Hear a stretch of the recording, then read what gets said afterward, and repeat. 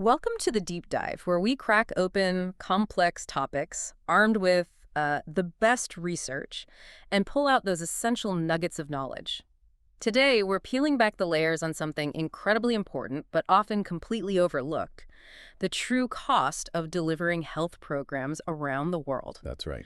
We're talking about more than just medicines and doctors. There's a whole hidden engine powering these initiatives, and accurately costing it is both incredibly challenging and absolutely vital. It really is. So today, we're diving into the Bertram et al. 2017 paper, Disease Control Program Support Costs, an update of WHO choice methodology, price databases, and quantity assumptions. This piece of research updates the World Health Organization's framework for understanding these often invisible expenses. It's like getting a backstage pass to the economics of global health. And that backstage pass is crucial. The difficulty in precisely estimating healthcare costs, especially those that aren't, direct patient services, is immense. This update to the WHO choice methodology is really important because these program support costs directly influence how effective and sustainable health initiatives are, whether it's a large-scale vaccination drive or maybe a targeted disease control effort. Okay. Understanding them thoroughly is the key to making smart decisions about where to put our resources, ultimately leading to, better health outcomes globally. So before we get lost in the numbers, let's maybe nail down what we mean by program support costs. Good idea. Because I think for many of us, health costs immediately bring to mind, drugs, doctor visits, hospital beds. But this is a different beast entirely, isn't it? It absolutely is. Think of program support costs as the administrative backbone. Okay. These are the expenses incurred at the national, district, or perhaps provincial level that operate outside the direct point of service delivery. Outside. Got it. They don't cover things like the actual medicines or patient tests, nor the broader health system costs like massive supply chains or, say, hospital infrastructure.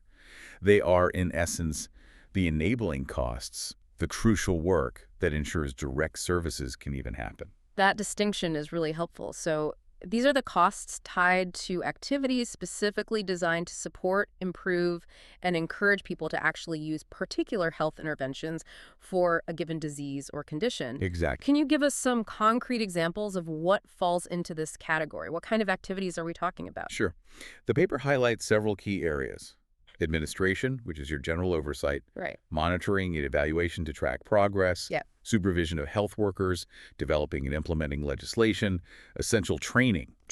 And even law enforcement in specific public health contexts. Interesting. These are the activities that ensure quality delivery and program efficacy, even if no patient directly interacts with them.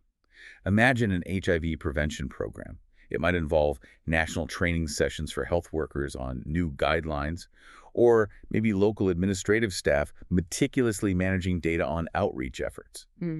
None of these are direct clinical care, yet they are all absolutely vital for the program to function and succeed. That makes perfect sense. It's the invisible scaffolding, like you said, holding the entire system up. That's a good way to put it. Without factoring in these essential elements, any calculation of a program's cost effectiveness would be fundamentally flawed, wouldn't it? Absolutely misleading, yeah.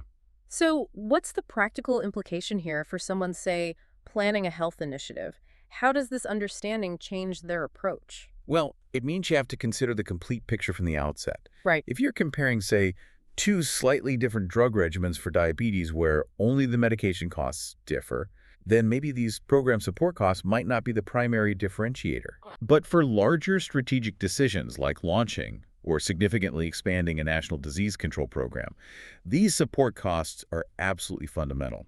Consider behavior change programs like anti-smoking campaigns. Yeah. They often have a much higher proportion of these program-level costs because they rely heavily on public information, training, administration, rather than just direct patient-level resources. It shifts the focus from just clinical delivery to the entire ecosystem supporting it. The core of this paper revolves around something called WHO choice. That sounds like a monumental undertaking. It is. Could you tell us a bit about what WHO choice is and how it tackles this incredibly complex task of costing? Sure. WHO choice, which stands for Choosing Interventions That Are Cost-Effective, has been around since 1998. Wow. Okay. It champions an ingredients-based approach. Ingredients-based. Yeah. This isn't just a fancy term. It means they meticulously identify every single resource needed for a health intervention, every item, every hour of labor. Okay, yeah. They quantify each of these resources, then assign a specific price to them. Finally, they multiply the quantity by the price to get the total cost. P times Q. Exactly, P times Q. Their perspective is truly holistic, covering the entire health system, encompassing all direct market-valued costs, regardless of who actually pays for them. Right, regardless of the payer. It's about comprehensive economic evaluation, Yeah. not just looking at one piece of the puzzle. And this paper, as we said, is actually an update to that original methodology from 2000, bringing us to a 2010 reference year. That's right.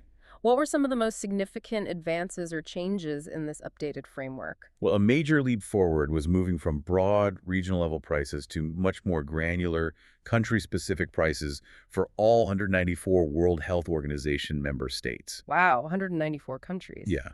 This provides significantly greater accuracy for individual country costing exercises. To achieve this, they painstakingly collated publicly available databases for 14 non-traded cost variables, things like human resources, which have to be sourced locally, Makes sense. and also for traded items, like medical equipment, which can be imported globally. And when they hit those inevitable gaps, when data was missing for some countries, they didn't just leave blanks, did they? They employed some pretty sophisticated methods to fill those in. Exactly. They had to. For variables where data was sparse or completely missing, they used statistical and econometric models to estimate prices. Okay. These were often expressed in 2010 international dollars, which helps ensure a complete and consistent data set across all WHO member states. And that consistency is key, I imagine. Absolutely critical when you're trying to compare costs and evaluate interventions across vastly different economic settings. A core challenge in this kind of global costing is figuring out where to get all these numbers. The paper delves into the data sources, and what's particularly compelling is the ingenuity involved. It's not always obvious where you'd find a global price for, I don't know, a pen, for instance. Right, exactly. Can you give us a few examples of how they piece together these specific cost categories? Absolutely. The methodology involved an extensive, almost detective-like search for global price databases for each data point. Detective work, I like that. Yeah. For instance, for something like travel allowances and per diem rates, they didn't just pick a number. They cross-referenced official reports from the International Civil Service Commission, the ICSC, which sets rates for UN staff, Okay. with online cost of living data from numbeo.com.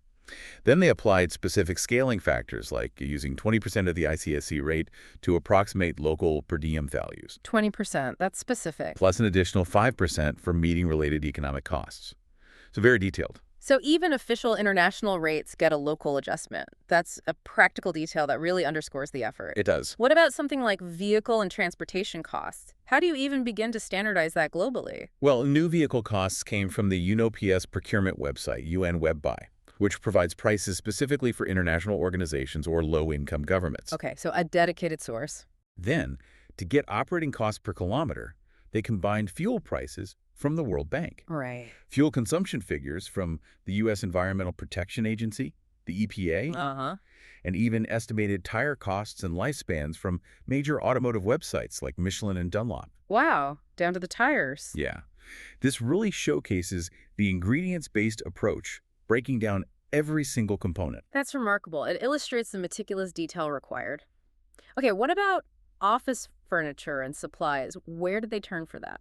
For those, they leveraged the 2014 Global Supply Catalog of the U.S. General Services Administration, the GSA. GSA, okay. This provides prices based on competitive procurement and significant economies of scale, often including freight and insurance, making it a pretty robust source for international organizations. And advertising costs must be incredibly variable worldwide. How did they handle that one? You're right, it's highly variable.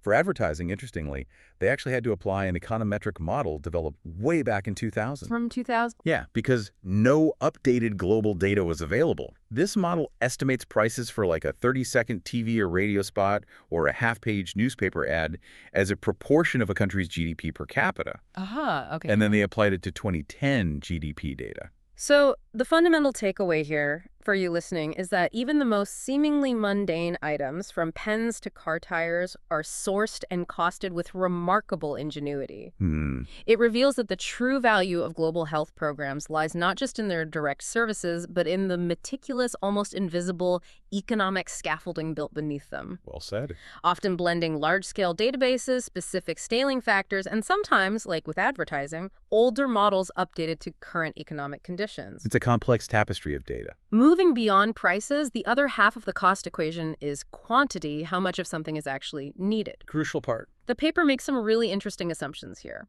Let's start with what the results highlighted as the biggest driver of these overall support costs. The results were clear and consistent. Human resources remain the largest driver of disease control program support costs. People. It's consistently around 40% of the total, a finding that holds true even when compared to the original 2000 analysis. The 40%. Yeah. This powerfully underscores the people-intensive nature of these essential support activities. And these quantity assumptions for staffing, for example, they aren't always based on hard empirical data, are they? The paper mentions relying on expert groups. That's a critical point. How robust are those estimates, really, especially when applying them globally? Well, it's a challenge. For staff requirements at the programmatic level, they combined assumptions from a 2005 World Health Report and a 2008 NCD non-communicable diseases costing study. Okay. Both were derived from expert group consensus. Now, while expert opinion is valuable when empirical data is scarce, Sure. the risk is that these assumptions might not perfectly reflect country-specific realities or, evolving operational needs. Right. It's an estimate based on opinion. It raises an important question. How can we refine these estimates to be more responsive to diverse local contexts? Definitely something to consider.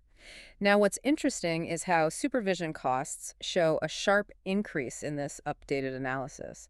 What prompted that change, and how is it now calculated? This is a significant conceptual shift, actually. Okay. Previously, supervision costs were often implicitly bundled within human resource and transportation costs, kind of hidden. Ah, embedded. Exactly. But with a growing body of evidence highlighting supervision's critical contribution to program quality and success, it's now calculated explicitly. Makes sense. The methodology assumes each province, district, and facility is visited twice a year for 2 days at a time. Twice a year, 2 days. This change reflects an evolving understanding of what truly drives effective program delivery and where resources genuinely need to be allocated for oversight and quality assurance. That's a big reevaluation of its importance. It is. And the section on information, education, and communication, IEC, things like radio ads, has some fascinating, almost scientific details. It even includes a formula for how many times an ad needs to be played. Yeah, it's quite detailed. It draws on marketing literature, which suggests an advertisement needs to be heard approximately 5 to 7 times to effectively impact individuals. Okay, 5 to 7 times. So, using data from African countries and assuming maybe 56–78% daily listenership for radio and an average of 60 minutes of listening per day. Right. They then propose that a 30-second radio advertisement would need to be played an astonishing 82 times per week. 82 times a week. Wow, to achieve that desired frequency over a 30-day schedule. This illustrates how they quantify an intended impact to derive a cost assumption. So the crucial insight we gain from this, for you listening, is that these quantity figures aren't just pure statistics. No. They're a careful construction blending expert opinion, specific activity assumptions like those supervision visits, and even applied marketing science to determine what's truly needed for a program to achieve its goals. It's a complex model of need. Okay, so we've covered prices and quantities, but real-world programs aren't static. They grow, they shrink, they reach different numbers of people. This methodology has to account for those dynamics through what the paper calls the art of scaling, right? Exactly. The art of scaling. The paper introduces important scaling factors to adjust program support costs based on 2 key dimensions. Okay, 2 dimensions. The number of interventions being delivered and the coverage level of those interventions, meaning, how many people are actually receiving the service. Right. If we connect this to the bigger picture, for scaling by the number of interventions, they assume a program at full capacity supports 10 interventions. 10, yeah, that's the baseline assumption for full capacity. So what happens if a program is much smaller, with just 1 or 2 interventions, or much larger, with more than 10? Good question. They assume that implementing a single intervention requires 30% of human resources, vehicles, and office running costs. 30% for one. with a linear increase up to 100% for 10 interventions.